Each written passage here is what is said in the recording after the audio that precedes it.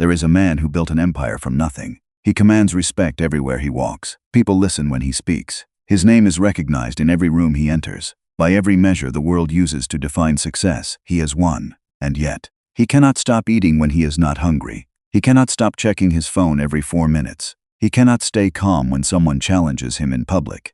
He cannot sit alone in silence for more than 10 minutes without reaching for something, anything, to fill the space. He cannot keep a promise he made to himself. He cannot control his anger. He cannot control his appetite. He cannot control the noise inside his own head. He controls everything around him. He controls nothing within him. The Stoics would not call this man powerful. They would not envy him. They would not admire him, and they would not follow him. They would look at him and see exactly what he is: a slave, dressed in the clothes of a king, surrounded by things he owns but ruled entirely by things he cannot master. This video is about the only kind of power that actually matters. Not the power that other people give you. Not the power that money buys. Not the power that position and title and reputation create.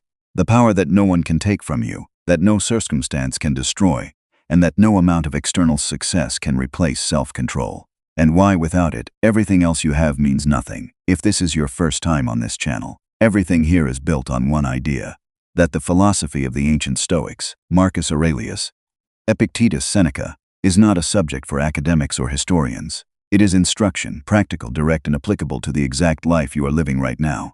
Not the life of a Roman emperor, not the life of a Greek slave who became a philosopher, your life today. The Stoics were not writing for posterity. They were writing to survive. Marcus Aurelius wrote his meditations to himself, private notes, never meant to be published, because he needed to constantly remind himself of principles that were difficult to live. Seneca wrote his letters because he was watching men around him fall apart, despite having everything the world could offer. Epictetus wrote because he had been a slave, had experienced the most extreme form of powerlessness a human being can experience, and had discovered something that changed everything: that there is a part of you that cannot be enslaved, ever. That is what this channel is about, finding that part, and building it. If that is what you are looking for, subscribe and turn on notifications. Leave a comment below telling me what area of your life you feel you have the least self-control. I read every comment. And stay until the end of this video, because the final section contains something that most people never understand, no matter how many books they read or how many videos they watch. Now let's begin section 1. What power actually is. The Stoic redefinition. The first thing you need to understand is that the word power has been completely corrupted by the world you live in. When most people hear the word power, they think of something external. They think of authority over other people. They think of wealth. They think of status, the kind that makes other people move out of your way. They think of influence, fame, control over outcomes and situations and other human beings, and the world constantly reinforces this definition. Every system around you, social media, advertising, politics, the entertainment you consume, tells you the same story. Power is out there, go get it. More money equals more power. More followers equals more power. More status equals more power. The Stoics looked at this definition and rejected it entirely. Not because they were naive about how the world works. Marcus Aurelius ruled the Roman Empire. He understood external power better than almost any human being who has ever lived. But he wrote in his meditations something that cuts directly against everything the world tells you. You have power over your mind, not outside events. Realize this and you will find strength. Ride that again. Not power over other people. Not power over your circumstances, power over your mind. That is the Stoic definition of power. And it is not a compromise or a consolation for people who could not acquire external power. It is a deliberate, considered philosophical position that the only power that is real, the only power that is permanent, and the only power that produces a life worth living is the power a man has over himself. This is not a motivational poster. This is a structural argument. And it holds up under examination in a way that every other definition of power does not. Think about external power for a moment. Think about what it actually is. Money is power only as long as the economy holds, as long as people agree that money has value, as long as you remain healthy enough to use it.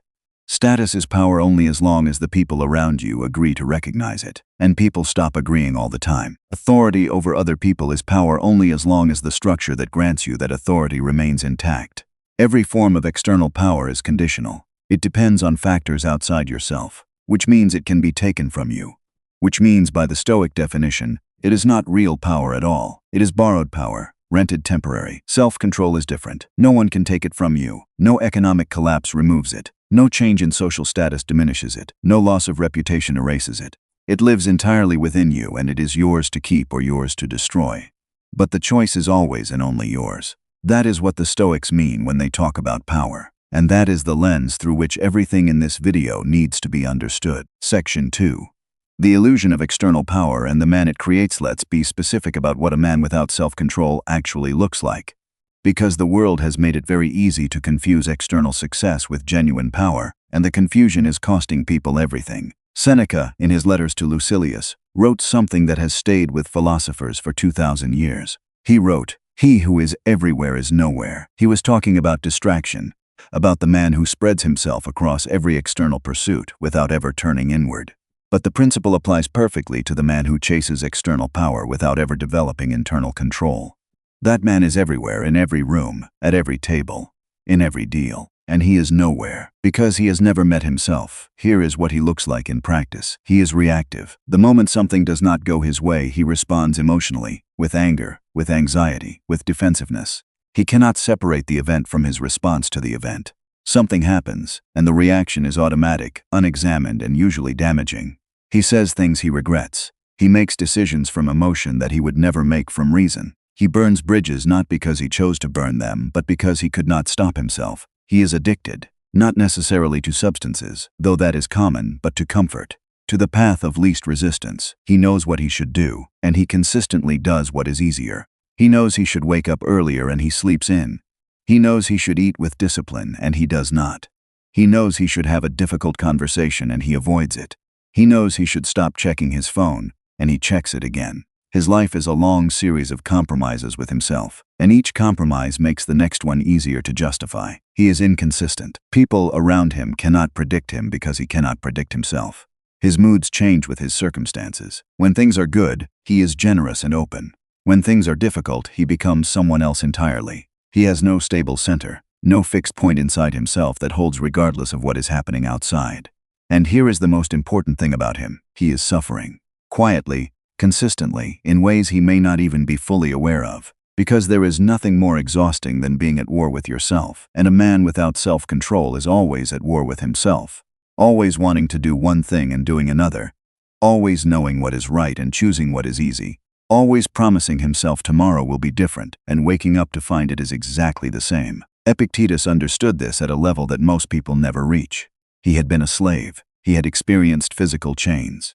And he wrote that the man who cannot govern himself is more enslaved than any man in physical chains has ever been, because at least the man in chains knows he is a prisoner. The man without self-control has convinced himself he is free. Section 3. The Dichotomy of Control. What Epictetus actually discovered. Epictetus opens the Enchiridion, his foundational text, with what might be the most important single paragraph in the history of philosophy. He writes, "Some things are in our control and others not. Things in our control are opinion, pursuit, desire, aversion, and in a word, whatever our own actions. Things not in our control are body, reputation, command, and in one word, whatever are not our own actions." This is called the dichotomy of control. And it sounds simple until you actually try to apply it to your life. At which point you discover that it is one of the most difficult things a human being can do, because your entire life has trained you to do the opposite. You were trained to care deeply about things outside your control. Your reputation, what other people think of you. Your results, whether your work succeeds or fails in the eyes of the world. Your body, whether you are sick or healthy, young or old. Other people's behavior, whether they treat you fairly, whether they respect you, whether they keep their word. You were trained to make your emotional state dependent on all of these things. And because all of these things are outside your control, you live in a permanent state of anxiety, always monitoring the external world for threats to your well-being. Epictetus is not saying these things do not matter. He is not saying you should not work for good outcomes or try to maintain your health or build your reputation. He is something far more precise, that your emotional state, your sense of security, your inner peace, these must not be attached to outcomes you cannot control. Because the moment you attach your inner world to your outer circumstances, you have given control of yourself to the world. And the world is chaotic, unpredictable, and completely indifferent to your well-being. Self-control, in the Stoic sense, begins exactly here, with the recognition of what is yours and what is not. Your choices are yours. Your effort is yours. Your judgment is yours. Your values are yours. Your response to what happens to you, that is yours. Everything else belongs to the world, to fate, to other people. The man who understands this and actually lives by it becomes unshakable, not because nothing bad happens to him. Bad things happen to everyone. But because his center of gravity is inside him, not outside. He cannot be destabilized by what he cannot control, because he never staked his stability on it. This is the foundation of self-control in Stoic philosophy. Not willpower, not discipline as an end in itself. The correct understanding of where you end and the world begins. Section 4. Desire. The root of every failure of self-control. You cannot talk about self-control without talking about desire. Because every failure of self-control traces back to a single root, wanting something you do not have, or wanting to avoid something you cannot escape. Seneca wrote in his letters, "If you wish to make Pythocles rich, do not add to his store of money, but subtract from his desires." This is not an argument for poverty. This is an argument for understanding desire itself, what it is, how it works, and why it destroys men who do not understand it.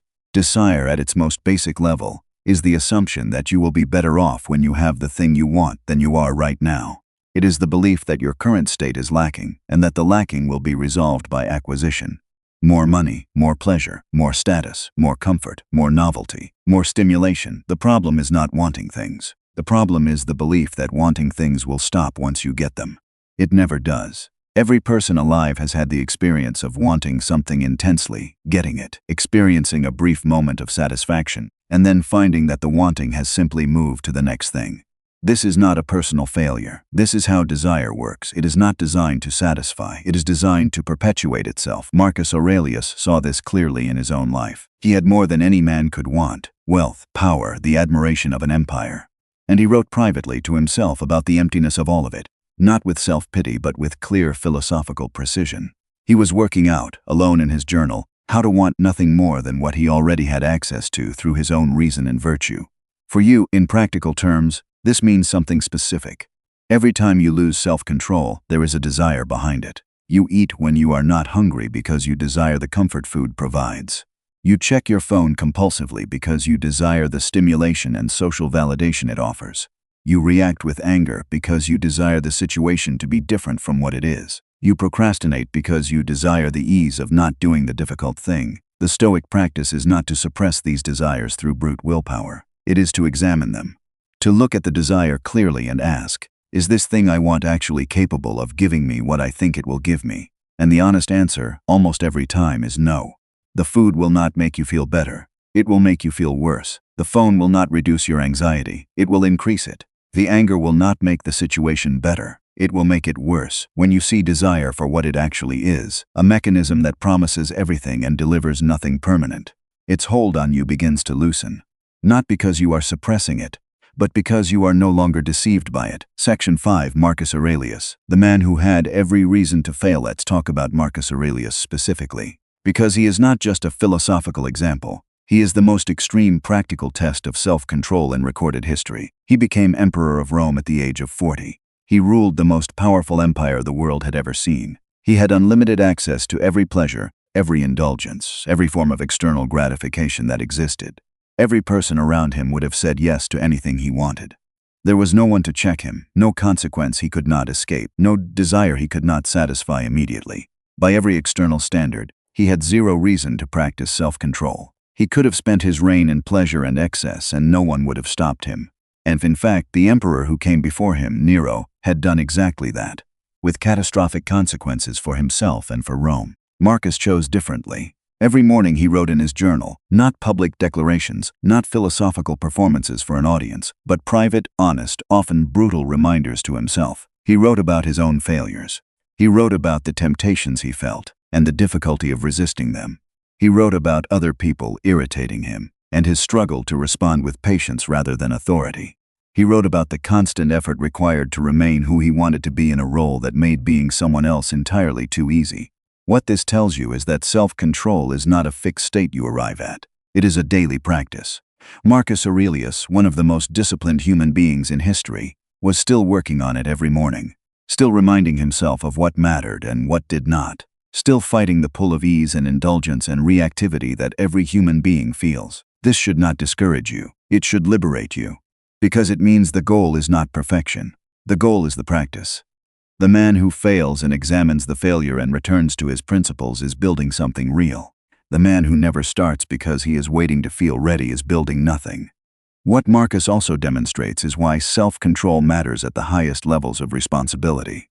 He writes in the Meditations, "The object of life is not to be on the side of the majority, but to escape finding oneself in the ranks of the insane." He is talking about the crowd, the mass of people who drift through life reacting to whatever the world throws at them, with no internal compass, no guiding principle, no self-governance whatsoever. He had to lead an empire filled with these people. And the only way he could do it without becoming one of them was constant, deliberate, practiced self-control. You are not leading an empire, but you are leading a life. And the principle is identical. Section 6, Self-Control in Relationships. The place where it matters most. Most conversations about self-control focus on personal habits. Waking up early, eating well, putting down the phone. These things matter. But they are not where self-control is most difficult or most consequential.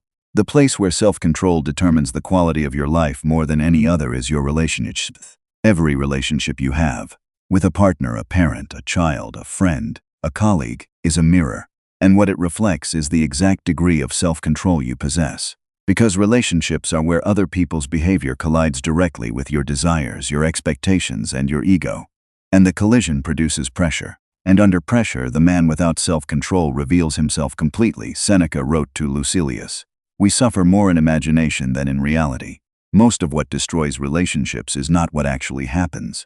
It is the story you tell about what happened. Someone says something that you interpret as disrespect. Someone does not respond the way you wanted. Someone makes a choice that affects you and did not consult you first. The event itself is often minor, but the reactive mind turns it into evidence of betrayal, disrespect, or inadequacy. The Stoic approach to relationships is built on a single recognition. You cannot control what other people do.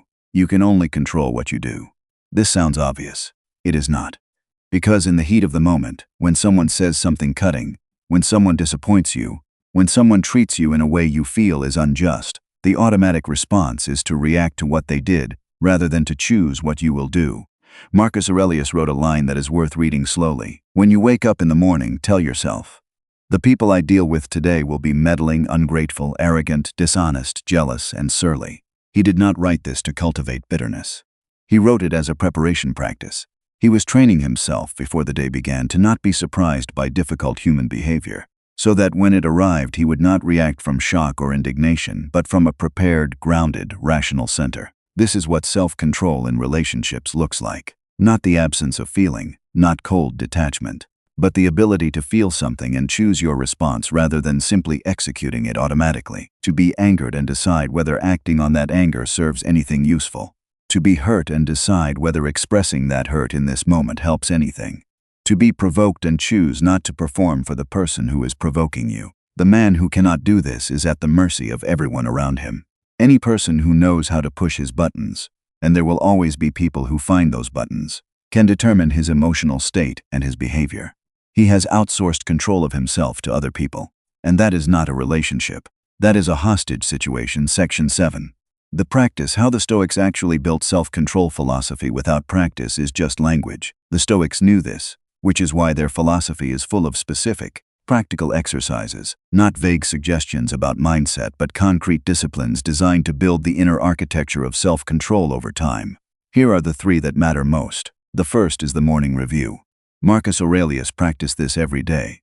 Before the demands of the world arrive, you take time, even 15 minutes, to orient yourself. You remind yourself of your values. You anticipate the difficulties you are likely to face. You decide in advance how you intend to respond to them. You are not making predictions about the day. You are establishing your principles before the day's pressure has a chance to override them. A man who does this consistently is not perfect, but he is prepared, and preparation is most of what self-control is. The second is the evening review. Seneca wrote that he examined his day every evening before sleep, not with self-punishment but with honesty. Where did I lose control today? Where did I react when I should have responded? Where did I choose comfort over what I knew was right? What would I do differently? This practice builds something critical, self-awareness. You cannot change what you cannot see. The evening review makes you see yourself clearly, and over time, that clarity translates into better decisions during the day. The third is voluntary discomfort. This is the most misunderstood Stoic practice. Epictetus and Seneca both practiced and prescribed deliberate exposure to discomfort, not because suffering is good, but because the fear of discomfort is one of the primary drivers of lost self-control. You eat the thing you should not eat because you want to avoid the discomfort of not eating it. You avoid the difficult conversation because you want to avoid the discomfort of having it. You stay in bed because you want to avoid the discomfort of getting up. When you deliberately practice discomfort, cold, hunger, physical effort, silence, boredom, you train your nervous system to handle the discomfort of resistance. And when resistance is no longer something you fear, self-control becomes available to you in a way it never was before. Seneca wrote, "Set aside a certain number of days, during which you shall be content with the scantiest and cheapest fare, with coarse and rough dress, saying to yourself the while, 'Is this the condition that I feared?' The point is not to live poorly. The point is to discover that the things you avoid are not as terrible as your mind has made them, and that the avoidance itself is costing you more than the discomfort ever would." These three practices, morning review, evening review, voluntary discomfort, are not complicated. They require no equipment, no money, no ideal circumstances. They require only the decision to take yourself seriously enough to do them. Section 8. Self-control under pressure. When it matters most, anyone can maintain self-control when everything is going well. The real test, the only test that matters, is what you do when the pressure arrives, when the deal falls through, when the relationship fractures, when the diagnosis comes, when the person you trusted betrays you, when the thing you built collapses, when the world does not respond to your effort the way you expected it to. This is where self-control earns its value. Not in the ordinary days, in the extraordinary ones. Marcus Aurelius faced this test not once, but throughout his entire reign. Plagues that killed millions, wars on multiple frontiers simultaneously, betrayal by men he trusted and elevated, the death of children, the constant awareness that the empire he was responsible for was larger than any single man's capacity to manage. And through all of it, the meditations show a man who is struggling, genuinely struggling, and who returns again and again to the same principles. He writes, "You have power over your mind, not outside events." He writes this not as a reminder for other people. He writes it to himself because he needs the reminder, because the pressure is real and the temptation to respond from fear or anger or grief is real. And the only thing that stands between him and those responses is the practice he has built over years. This is what pressure reveals.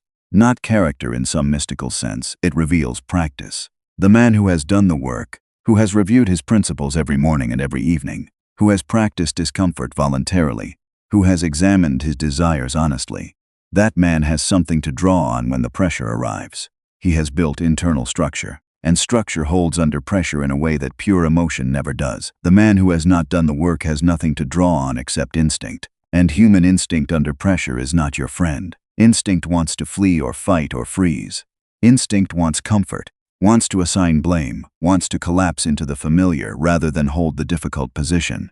Instinct is what you feel before thought intervenes. Self-control is the ability to let thought intervene, to create space between what you feel and what you do. Epictetus called this the pause, the moment between stimulus and response. In that moment, everything is decided. In that moment, you are either the governor of yourself or you are not, and that moment can be expanded through practice, from a fraction of a second into something long enough to make a real choice. Every time you practice self-control in the small moments, every time you choose the harder thing when the easier thing is available, every time you hold your response when the automatic reaction rises, you are expanding that pause, you are building it, so that when the genuine pressure arrives, the pause is large enough to step into, and in that space you remain who you chose to be. Section 9. The freedom that only self-control can give you. There is a paradox at the center of everything the Stoics believed about self-control, and it is this: the man who governs himself most strictly is the freest man alive. The man who submits to every desire, every impulse, every external pressure is the most enslaved, regardless of how much he owns or how many people follow him. This sounds counterintuitive. Modern culture defines freedom as the absence of constraint, the ability to do whatever you want, whenever you want, with no consequence and no restriction. This is not freedom. This is chaos wearing freedom's clothing. Epictetus, a man who had been literally owned by another human being, understood freedom with a precision that most free men never develop. He wrote that his master could chain his leg but not his will, that no external force could reach inside him and govern the part of him that was truly his, and he did not find this liberating in a vague, abstract sense. He found it liberating in an immediate, practical, lived sense. He was freer in chains than his master was on the throne, because he governed himself and his master did not. Real freedom is not the absence of constraint. Real freedom is the ability to choose your response to every situation that life presents. It is the ability to be in the middle of chaos and remain deliberate, to be in the presence of temptation and make a choice rather than execute a compulsion, to be wronged and actually decide, whether and how you will respond. This kind of freedom is not given to you by the world. The world will not arrange itself to eliminate the things that test your self-control. The difficult people will remain difficult. The temptations will remain tempting. The pressure will remain real. The circumstances will continue to be, for the most part, entirely outside your control, but you, what you do with all of it, how you move through it, what you become on the other side of it, that is yours. Completely, entirely, irrevocably yours. Marcus Aurelius wrote, "The impediment to action advances action. What stands in the way becomes the way." Every circumstance that challenges your self-control is not an obstacle to your development. It is the mechanism of it. The difficult person teaches you patience. The setback teaches you equanimity. The temptation teaches you judgment. The loss teaches you what you are actually made of. The man with self-control does not need favorable circumstances to function. He does not need the world to cooperate. He does not need other people to behave well, or luck to break in his direction, or the situation to be easier than it is. He carries his stability inside him, and that stability, built through practice, tested through pressure, deepened through years of choosing the harder and better thing, is something that nothing outside of him can touch. That is not a small thing. That is everything. Section 10. What you do now. You have heard the argument. You understand, at least intellectually, what the Stoics believed about self-control and why they believed it. But intellectual understanding is not the same as the thing itself. And the Stoics were not interested in producing philosophers. They were interested in producing men who could actually live this way. So let's be direct about what this means for you. Practically, starting today, the first thing you do is identify your specific battlefield. Not self-control in general, that is too vague to work with. Where exactly do you lose it? When does your self-governance fail? Is it in the mornings when you cannot get up? Is it in your reactions to other people? Is it in your eating, your drinking, your consumption of content that you know is rotting your mind? Is it in the conversations you avoid, the decisions you delay, the promises you make to yourself and break before noon? Name it, specifically, because you cannot address something you have not clearly identified. The Stoics were relentless about this kind of honest self-examination. They did not allow themselves the comfort of vague self-improvement intentions. They were precise about their failures because precision is what allows change. The second thing you do is begin the morning practice. Not a complicated ritual. Not a multi-hour morning routine that requires perfect conditions to execute. Simply this. Before your day begins, before the phone, before the demands arrive, take 10 minutes. Remind yourself of your values. Anticipate the specific situations today that are likely to test your self-control. Decide in advance how you intend to respond. That is it. 10 minutes every morning and watch what it does to the quality of your days over time. The third thing you do is begin tracking. Not obsessively, but at the end of each day ask yourself one question. Did I govern myself today? Not did I perform perfectly. Not did I achieve everything. Did I remain on balance, the person I am trying to become? If yes, even partially, that is progress. If no, be honest about where it fell apart and why. Then begin again tomorrow. This is not a dramatic transformation. This is not a breakthrough experience. This is a daily practice that accumulates, quietly and consistently, into something that cannot be built any other way. The Stoics understood that character is not built in moments of revelation. It is built in the ordinary moments, the 10,000 small choices between the easier thing and the better thing. And those choices made consistently, over time, become who you are. Seneca wrote in one of his final letters to Lucilius, "Retire into yourself as much as you can." The Stoics are not telling you to withdraw from the world. They are telling you that the most important work you will ever do is internal. That the most important frontier you will ever explore is the territory inside yourself. That the conquest that matters, the only one that produces a life you can actually respect when you look back at it, is the conquest of yourself. You have power over your mind, not outside events. Marcus Aurelius wrote that to himself, on a morning that was probably difficult, in a role that would have broken most men. As a reminder that the only thing that was ever really his was also the only thing he ever really needed. It is yours too. The question is whether you are willing to claim it. Self-control is not a personality trait you either have or you do not. It is a practice, a daily one, built slowly, tested constantly, and deepened by every situation that challenges it. The Stoics did not believe you were born with it. They believed you built it, the same way you build anything real. Through effort, through honesty, through the willingness to examine yourself without excuses. If this video gave you something to think about, something to take into your day, your week, or your year, then leave a comment below. Tell me where you struggle with self-control. Tell me which part of this landed hardest for you. I read every comment and I build future content based on what you are actually dealing with. If you want to go deeper into Stoic philosophy and how to apply it to the specific challenges of your life, subscribe. There is a great deal more to cover, and this is only the beginning. And if you have not already, watch the video on how to control your mind. It goes directly into the territory we touched on today and takes it further. The link is on the screen right now. The Stoics gave us the map. What you do with it is entirely up to you.